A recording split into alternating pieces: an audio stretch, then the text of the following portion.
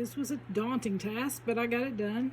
Okay, so I've got, just to show you where I'm at, this is the top of the necklace at the neck, and then we're going down, and you can see did my caps in there in between the wood beads.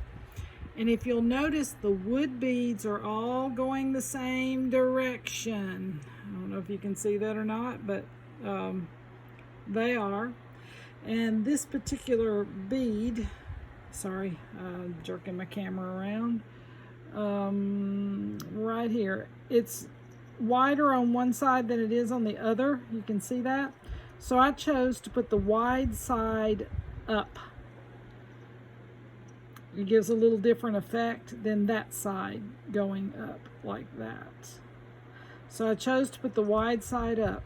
So when you're looking at beads that are odd shapes and things like that, get familiar with the bead. Play with it for a minute, see how it's going to change the look just by changing which way you thread it. So this little guy looked better going this way. Okay, so I'm coming down here now, and I put a little clamp right here just so you could see.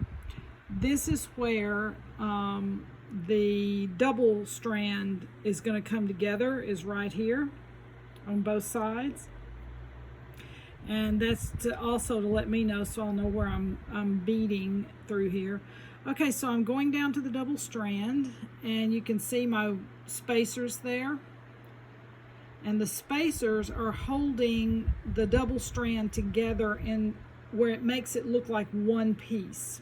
So you're going to need something like that if you're doing this particular style. And I come down with those lovely bead caps, remember, that I changed the color of. Okay. So down here at the bottom, I just felt like I really needed to show you what was happening down here. Okay, so we're down here at the bottom. This is the end where I'm getting ready to start looping back up on the other side to the green.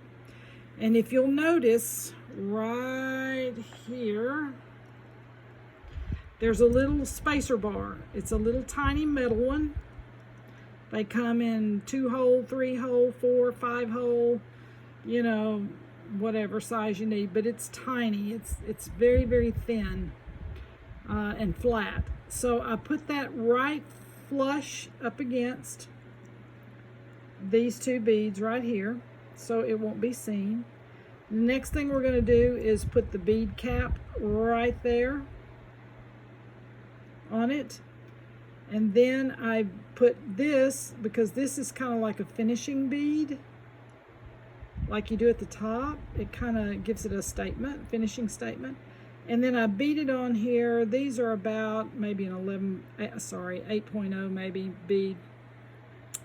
And I put these on here because I'm going to hang something off the bottom of it. Then I came around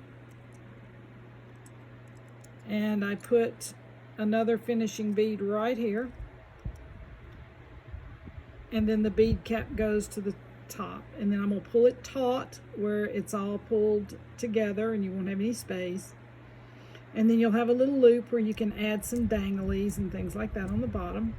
And then we're going to come back up and go through, there's my bead cap, and we're going to go through the spacer bars and back up all the way up, going up this side. All right, hopefully that was helpful.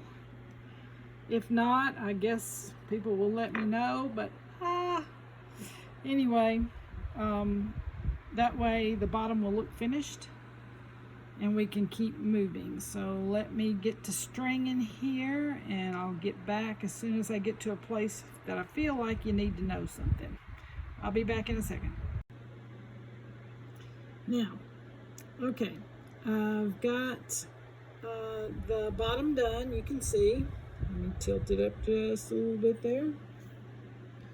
You can see I've got that bottom done where I can hang something on there of decorative look to kind of pull it all together, or not, but I'll probably hang something.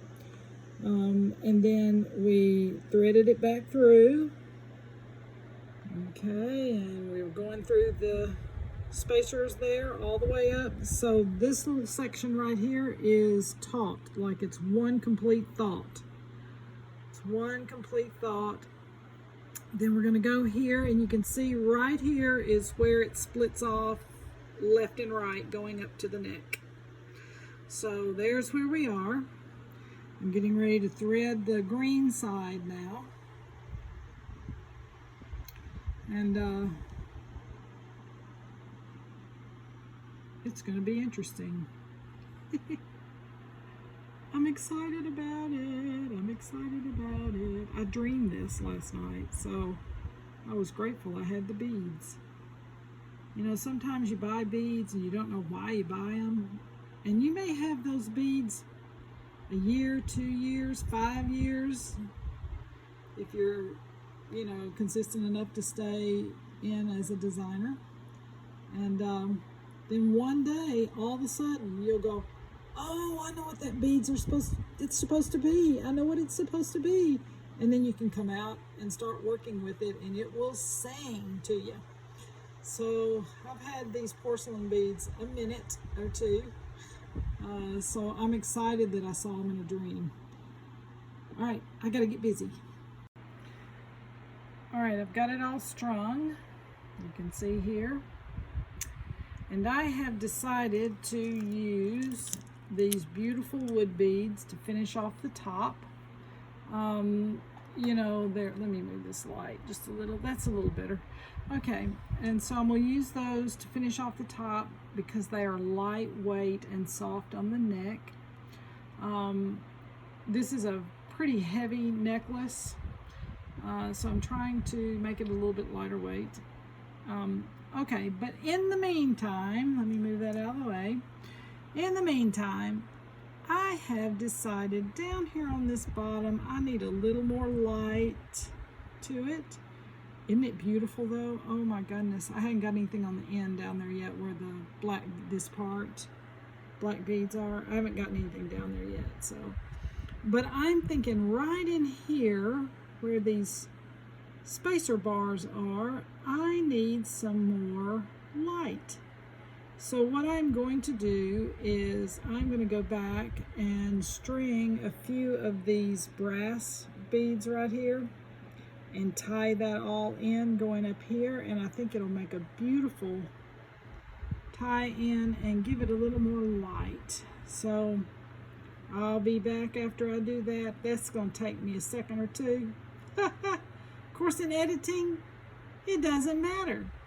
It's just voila, and we're there. Okay, bye. Alrighty, I'm back. It only took me about 5 minutes to restring this. Okay, so it's upside down right now. This is the back side. Remember the little spacers had flowers on it? So this is the back side. I've got it restrung. Now I'm coming back up here to the top, right here. And I told you I was going to finish off with wood. Just a little FYI. Okay, so these porcelain beads, these orange and green ones right here, they are fairly large. You know, they're about 1 inch long maybe, and about 1/2 inch wide, barrel shape kind of. So they're kind of long and chunky, obviously. So I'm getting ready to graduate from this and go into the finish off with the wood. Okay, here is a huge thing that a lot of people do. Okay, see this little tiny bead right here versus this bead right here, this brass one? Which one looks better? Obviously the bigger one, because you're going from a large chunky stone down to a smaller bead, and you want that transition between these two to be more gradual and not as stark as this. So I've chosen a larger brass bead to go here, and then smaller beads here, instead of going from big and chunky to little bitty like that. Okay, so look at your beads, aesthetically look at things. Just sit back and look at it for a minute and see if it's pleasant to the eye. and then move on. Okay, let's finish up.